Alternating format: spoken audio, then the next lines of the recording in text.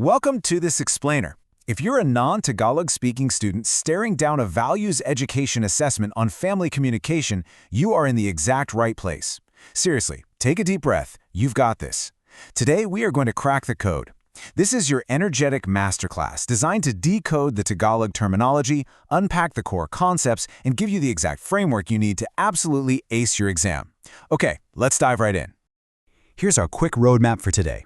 We'll cover the core communication process, family context and barriers, elements of active listening, identifying poor listeners, Martin Buber's genuine dialogue, and finally, a Tagalog test decoder checkpoint. Section 1. The core communication process. Let's build that fundamental vocabulary. Notice how simple this foundational definition actually is. On your exam, you'll very likely see the question, Ano ang komunikasyon? What is communication? According to the authors Pansalan and others, it's a process of speaking and listening. But let's look a bit closer. It's not just a robotic data transfer, right? It involves sharing feelings, delivering clear messages, and providing reactions.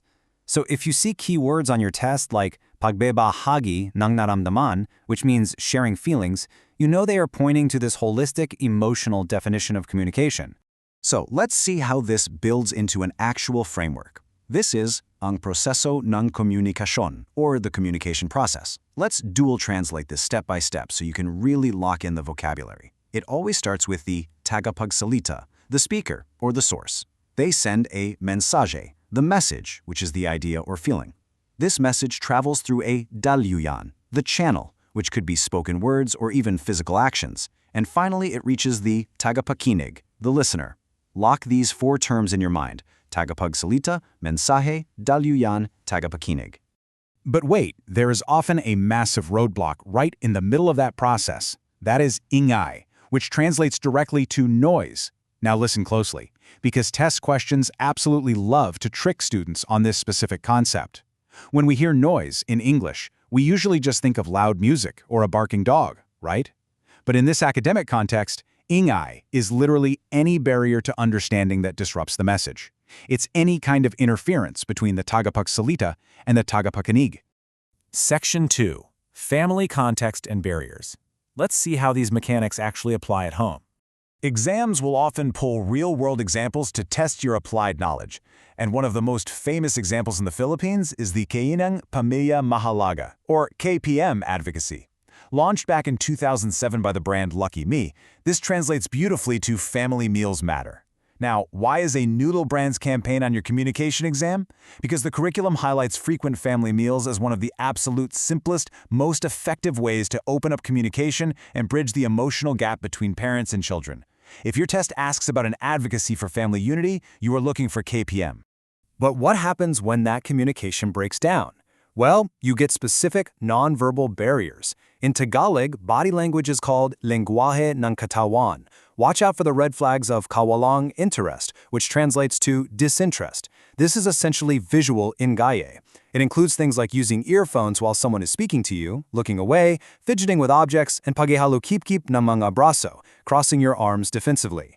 The golden rule here for your exam: you can change your words all you want, but your body language never lies. Section 3. Elements of active listening. Time to shift our focus entirely to the receiver of the message. According to a researcher named Steele, there are tatlong elemento ng pakikinig, 3 elements of listening. Now get ready, because here is a massive test-taking hack for non-Tagalog speakers. Look at the cognates. The Tagalog terms sound almost exactly like the English terms. Step 1 is interpretación, or interpretation, understanding the meaning. Step 2 is evaluación, evaluation, assessing the truth of what was just said. And step 3 is reaction, providing the appropriate response. Interpretation, evaluation, reaction. If you see Steele's name on the exam, you immediately look for these 3 interlocking gears. And mastering those 3 gears? That is what leads you to become ang mabuting tagapakinig, the good listener. If your test asks you to identify the specific traits of a good listener, you are scanning the multiple choice options for these exact contexts. Someone who doesn't just jump in with unasked for advice. Someone who actually keeps the speaker's secrets. Someone who remains objective, not suspicious or judgmental. And finally, someone who gives thoughtful, constructive feedback, but only after the person has finished speaking. Section 4. Identifying poor listeners. Exams absolutely love testing negative examples, so let's decode the malaling tagapakinig.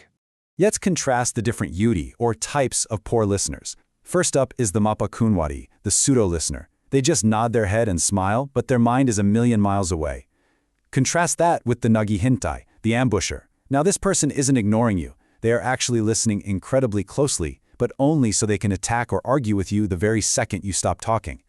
And then you have the selective listener, who only tunes in for the specific parts of the message they actually want to hear.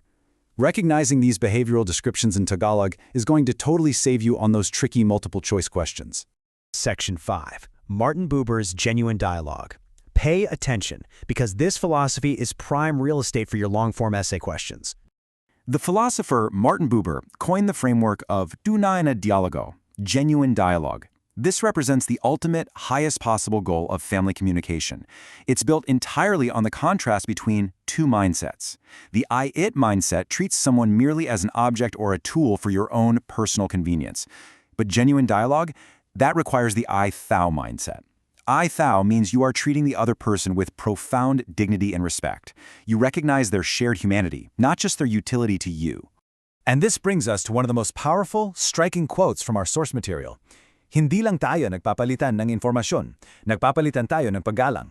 Let's translate that to English. We are not just exchanging information, we are exchanging respect. That right there is the absolute heart of Buber's philosophy. Communication in a family isn't just about yelling across the house to ask what's for dinner or who took the charger. It is a daily, active exchange of mutual respect. Section 6. The Tagalog Test Decoder Checkpoint. Let's run a final exam simulation using your newly acquired English structural parallels. Okay, here is question 1. Anong uri ng tagapakinig ang physically present pero mentally absent?